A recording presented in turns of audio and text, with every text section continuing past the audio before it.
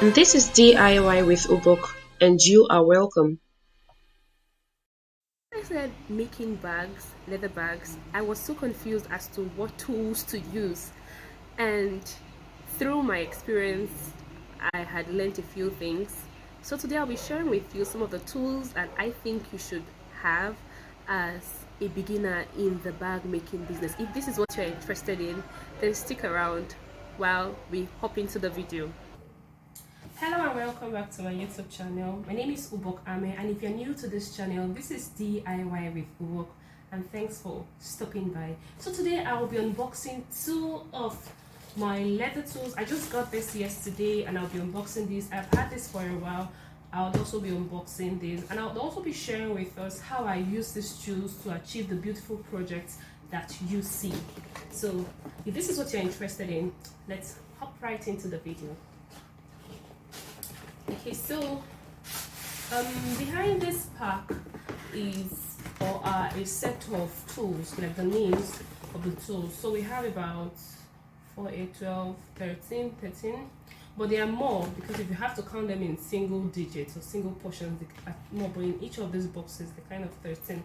All right, so let's leave this here for a while we open this. I've used this tool for a while the other one I got yesterday, I haven't started using it. So I felt like, okay, maybe I should review the other one. I said, okay, let me review both of them, so at least you have an idea in case you want to purchase your leather tools. So here, the first one I'll be starting with, we all know a pen knife. So this is used for cutting your leather.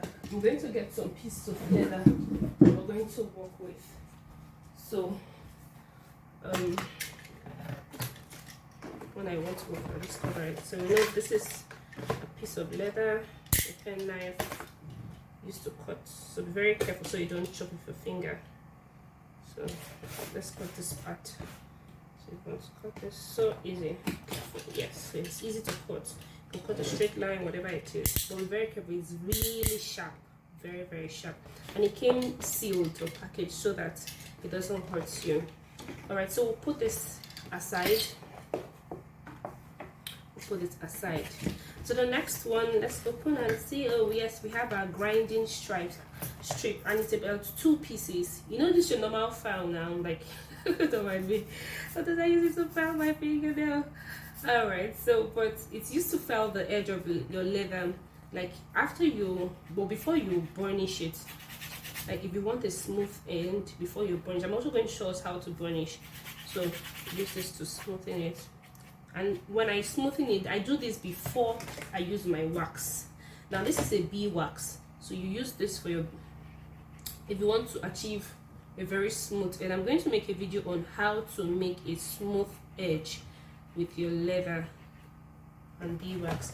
And so this is what the bee wax does. It puts the wax on this edge. That's after you must have polished or sandpapered. Like here in Nigeria, we usually call it sandpaper. Or I had to even get other sandpapers. Yes, but yes, I had to get other one. But this one, the what's it called? The sandpaper feel is bigger than this. So that's aside. That's not part of it. Now I told you that this is the bee wax. It's used to rub your wax on it if you want to burnish the edge of your leather.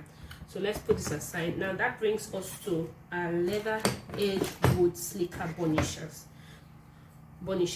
And so once you're done, and now this burnisher has different what's it called, different portions or parts. Okay, so this is your leather edge burnisher. It's just for very minimal work. As if you want to burnish the edge of this leather, and it comes in 3 different segments: the bigger part, the middle. So like it depends on the thickness of your leather. I'm using a light leather, although not so light, but medium kind of. So I could use either this part or this part. And what that does, if you keep on, what it does is to smoothing, like takes away all those rough edges. And once I'm going to show it to you, and I can see the beauty of it. The beauty. Wow. So you know, like those your leather wallets. Oh my goodness. I don't know if you can see what I'm doing. Yeah. So see, it's so smooth. Like even though I am not done, but I know that if I finish up with this, it's going to be better than this. Now compared with this other part or the other edges. So this is what this does. However, this is could be tedious. You need a burnisher, like a bigger machine. I got a smaller one, but that's not what I'm going to be putting here in this video today, because that's not the purpose for this video. But just wanted to show you how this is used, and if you're interested in that video, or if you want me to show you the bigger burnisher, how to use it, please let me see if your comments in the comment section, and then we'll move on with that. All right, let's put this aside. The next one, yes, your hammer. Yeah, it has the rubber end. It has the rubber end. Use it to drive, not necessarily driving nail, because of the end. It's used to drive. So let me show you something.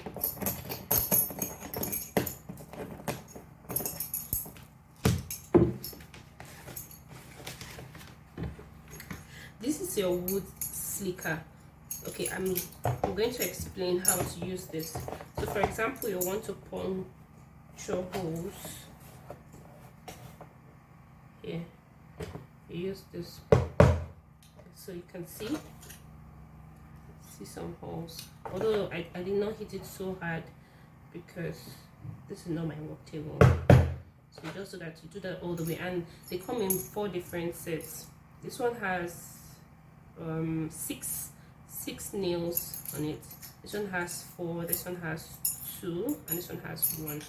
And so it can be used to drive your holes, or rather like create a sewing part, because once you do use this, it's used for those that want to do the hand stitching.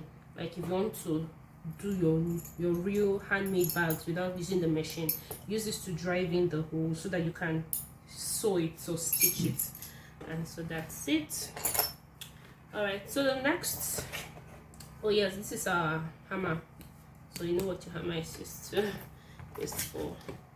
The next one, okay, let's go to this. There's several threads here. We have 5 threads here, and they are nice, and the thread appears to be waxed.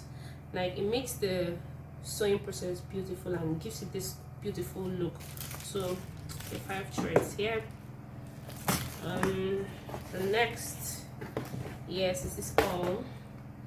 It's used for piercing holes. So for example, you had even punctured those holes, but while you were sewing, this one couldn't go in. You can just use this to puncture, and it works. So that's how it works. You can also use it for your basic designs. You can use it to mark, or I want to start from here, mark something like this, or just mark. So this is small purpose. You can do a lot of things.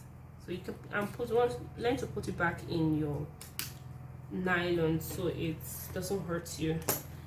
Yes, the next one is my set of needles.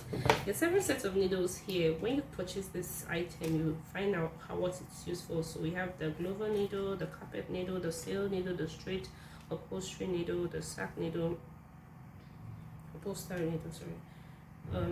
So there's several needles here, and it could be used for your hand stitching, and it works nice. All right, so what other thing do we have? Yes, we have the adjustable stitching groover, and this adjustable stitching groover comes in several sets of groover heads. So how do we use this? Although when it came initially, it didn't come set this way. I was the one who had to set it up, because I told you I've been using this for a while, for some months now. So it comes with this thing that looks like a key, not like a key per se, but you can use it to loosen up this part, and then bring out this, and you can fix in another head, and tighten it back and it becomes firm. So this one can be used to groove the edge of the leather. So if you want the edge of your leather to be grooved, just so you get, I don't want to make this video too long. I've shown you everything, but basically that's how it works, to groove the edge of the leather in case you want to smoothing. So it can be done before you smoothing and burnish it. Yes, there are different sets here, while this particular one, let me tighten it.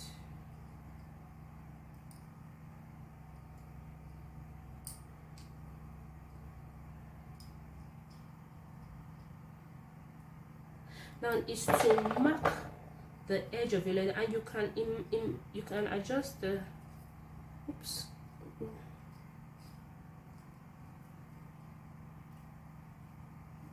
Oh, just happened.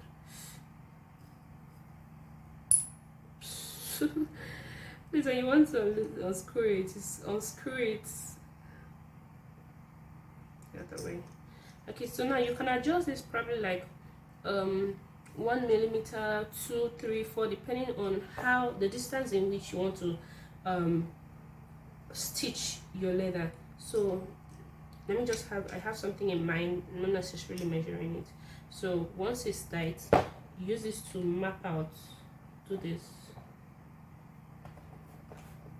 Sorry. You use this part outward. So now you'll notice that there is a straight line here. Then you can use these punching holes. This is more like giving you a guide so that you do not have a rough work. Then you can follow this line and puncture, dum, dum, dum, like that. So it's straight. So that's what this does. Let me just package this up. And so these are the various heads or tools you can use. Yeah.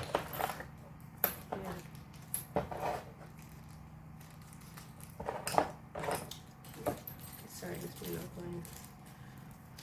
Whew.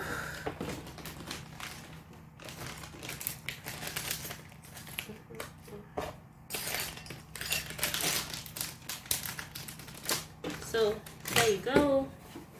And then we have our plastic punching pad. So for example, you want to puncture something. Now there are some puncture holes or punching holes I have. So I use this and rather than hit it on my ply on my wood and mess up my table, I use this so that every pressure or every dent or every torture is experienced by this plastic and not my board. The next one I'll be showing you is my A4 cotton mat. Let me open it. And I feel like this mat is like a self-healing mat. I place this on the table before using my pen knife to cut whatever project it is behind, or to even make any puncture anything, because it absorbs rather than so that it doesn't mess up your. So for example, I want to puncture holes, I place this first and I place this on so that whatever I do, once it drills through the leather, the impact is on the cotton mat and not on probably my wood, my material, or any surface that is underneath the project I'm working on. So that's what this cotton mat does. And also when I'm using my pen knife, I cut whatever I cut on my leather and make sure my mat is underneath, because it's like a self-healing mat.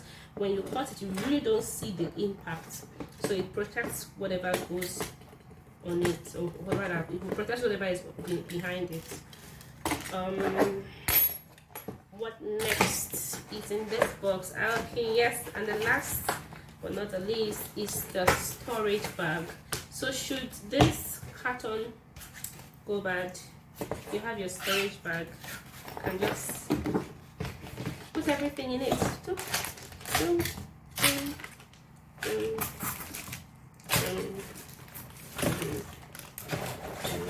think I should have use this. Put this first.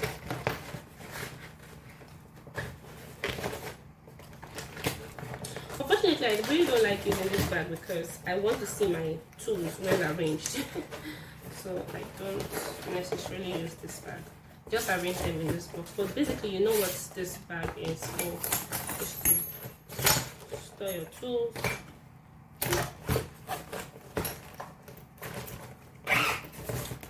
And there you have it. Oh yes, my hammer.